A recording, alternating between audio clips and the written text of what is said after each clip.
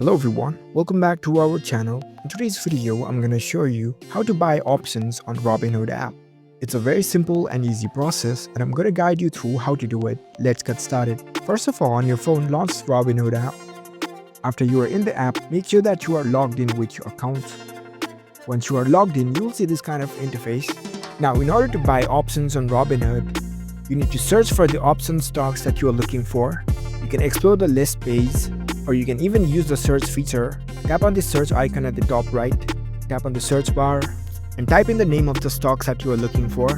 From the search list, tap on the particular stock options. It will open up the stocks page. Here you can see the graphs and other descriptions related to this stock. You can even change the timeline of this. After you analyze everything, if you want to buy these options, here you can see the trade button at the bottom. It is not clickable right now because my account is not verified, but if you have a verified account, you can tap on this trade button, and after that you will see the options like this. You can see the trade options, buy and sell. You need to choose this trade options, and after that you will see the interface like this. Here you can enter the amount of money for which you want to buy these options, and right below that you can see the limit price. After that you can tap on this review button.